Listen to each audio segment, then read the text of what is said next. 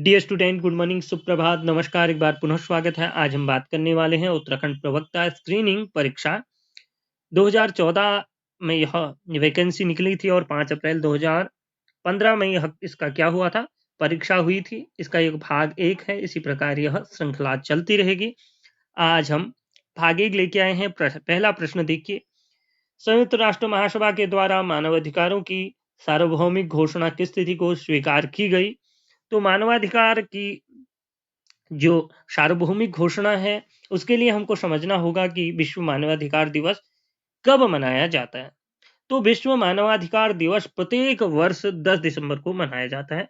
तो इसमें 10 दिसंबर किस में है? 15 अगस्त है, दूसरा 16 नवंबर है, चौथा जो है 26 जनवरी है। इसमें तीसरा आंसर सही हो जाएगा। विश्व मानवाधिकार दिवस जो है प्रत्येक वर्ष 10 दिसंबर को मनाया जाता है। इस महत्वपूर्ण दिवस की नींव जो है विश्व युद्ध की विभीषिका से झुलस रहे लोगों के दर्द को समझकर और उसको महसूस करके रखी गई थी। संयुक्त राष्ट्र संघ की महासभा ने 10 दिसंबर 1948 को सार्वभौमिक मानवाधिकार घोषणा पत्र को आधिकारिक मान्यता प्रदान की थी। इसीलिए इसका उत्तर हो जाता है सी, 10 दिसंबर 1948। अगला जो प्रश्न है वो देखते हैं। भारत में प्रशासकीय न्यायाधिकरणों की अवस्थापना की जाती है। यह जो है संसद के द्वारा ही की जाती है, क्योंकि जितने भी प्रशासनिक न्यायाधिकरण होते हैं इनको सब संसद क्या करता है? पारित करता है। अब देखते हैं अगला है, उपभोक्ता संरक्षण अधिनियम 1986 किस तिथि को लागू हुआ? अब 86 है तो 87 वाले तो सारे कट जाएंगे पहले ही, क्योंकि ये 86 है। तो इसका प्रश्न का उत्तर हो जाएगा 24 दिसंबर 1986। कुछ चीजें आपको दिमाग खोलने की आवश्यकता होती है और आपका उत्तर वैसे ही लग जाएगा। अगला जो चौथा प्रश्न है देखिए, उपभोक्ता संरक्षण अधिनियम 1986 में निम्नलिखित में से कौन सा एक अधिकार 2002 में जोड़ा गया? तो इसमें सी वाला आंसर सही हो जाएगा, नकली वस्तुओं से सुरक्षा इसमें जोड़ा गया था 2002 में। तो ये आपको समझने की आवश्यकता है। अगला है, बौद्धिक संपदा अधिकार के अंतर्गत मस्तिष्क प्रजनित उत्पादन बौद्धिक कार्य का स्वामित्व निहित है और दो समूहों अधिकृत स्वामित्व एवं औद्योगिक संपत्ति खंडों में विभक्त किया जाता है। प्रतिलिप्याधिकार के अंतर्गत क्या सम्मिलित नहीं है? तो इसमें ट्रेडमार्क सम्मिलित नहीं है। इसका उत्तर हो जाएगा डी, ट्रेडमार्क। अगला प्रश्न छठा है, उसमें देखिए क्या है, पीने के पानी में आर्सेनिक विष के कारण क्या होता है? तो इसका उत्तर हो जाएगा ए, केराटोसिस। अगला प्रश्न है सातवां प्रश्न देखिए, कार्बन डाइऑक्साइड किस काम में प्रयुक्त होता है? तो साबुन बनाने के लिए नहीं होता है, निस्संक्रामक में भी नहीं होता है, शीतल पेय बनाने के लिए इसका प्रयोग किया जाता है। सी इसका आंसर सही हो जाएगा। प्रोफेसर एम एस स्वामीनाथन ने गेहूं की एक परिवर्ती किस्म बनाई थी जो कहलाती है। तो सबसे पहले आपको एम एस स्वामीनाथन के विषय में जानना होगा। ये कौन है? ये पूर्व डीजी हैं, आईसीएआर नई दिल्ली के प्रख्यात जो है कृषि वैज्ञानिक रहे थे। भारत में हरित क्रांति के यह जनक हैं। आपसे पूछा जा सकता है कि हरित क्रांति के जनक कौन है? तो हरित क्रांति के जनक भी स्वामीनाथन ही हैं। अभी देखिए आप, जो कृषि आंदोलन चल रहा है इसमें स्वामीनाथन जो रिपोर्ट है उसी को लागू कराने की बात बीजेपी सरकार जो अभी सत्तारूढ़ सरकार है वो बात कर रही है। आपसे पूछा भी जा सकता है, क्योंकि अभी कृषि कानून जो आया है वह क्या है? तो अभी के कृषि कानूनों, अभी के सुधारों को विश्व में पढ़ लीजिएगा। लेकिन हरित क्रांति के जनक किसे माना जाता है? प्रोफेसर एम एस स्वामीनाथन को। इन्होंने सरबती सोनारा नामक एक जो है किस्म का निर्माण किया था या इसे बनाया था। सी आंसर इसका सही हो जाएगा। अगला हम प्रश्न देखते हैं। अगला प्रश्न है, सूर्य के अंदर ऊर्जा उत्पादन का सर्वाधिक संभावित कारण है? तो इसका आंसर हो जाएगा ए, नाभिकीय संलयन या संलग्न। अगला है, निम्नलिखित में से किस खिलाड़ी ने विंबलडन 2014 के एकल अंतिम मैच को जीता था? ये जब भी इस प्रकार के, जैसे 2020 में तो इस प्रकार के ज्यादा कोई खेल वेल हुए नहीं है, फिर भी आपसे जो भी खेल इत्यादि के विषय में पूछा जा सकता है, तो यह 2014 का प्रश्न है। प्रश्न पत्र 15 में बनाया गया, तो 14 के प्रश्न पूछे गए हैं। तो इसमें सी आंसर सही हो जाएगा। नोवाक नामक एक खिलाड़ी थे, उन्होंने यह मैच जीता था, नोवाक जोकोविक। 11वां जो प्रश्न है वह है, निम्नलिखित में से किस एक का हरित ग्रह प्रभाव में योगदान है?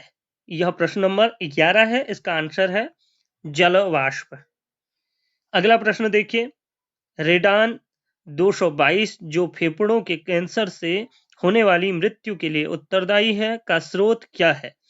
तो इसका आंसर हो जाएगा बी, यूरेनियम 238।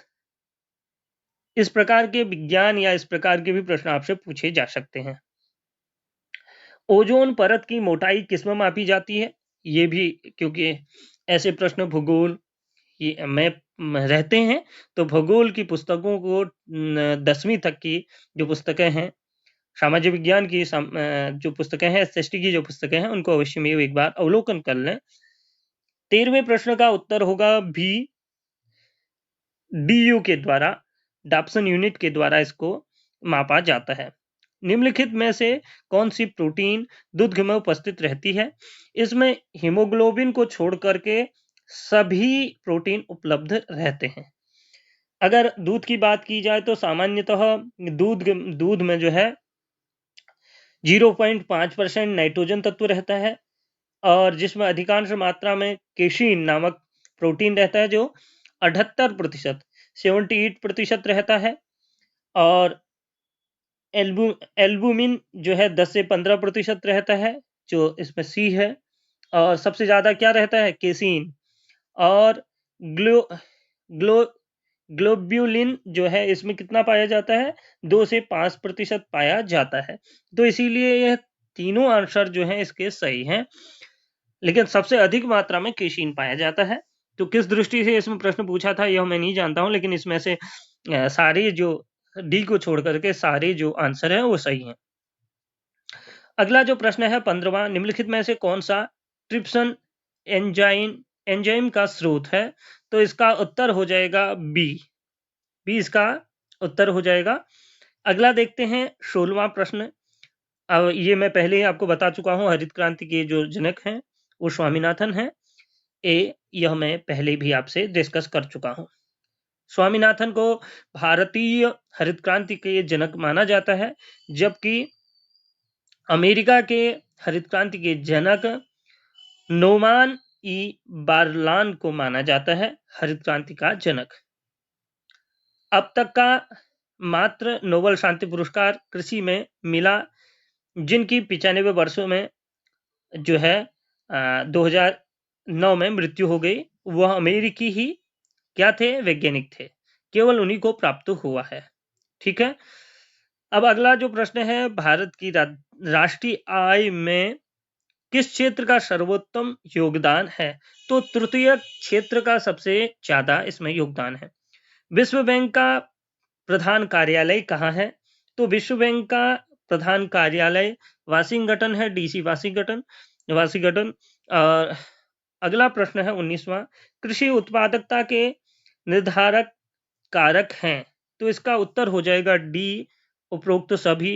इसमें भूमि भी है, श्रम भी है, पूंजी भी है, तो इसका उत्तर डी हो जाएगा। अगला प्रश्न है 20वां प्रश्न।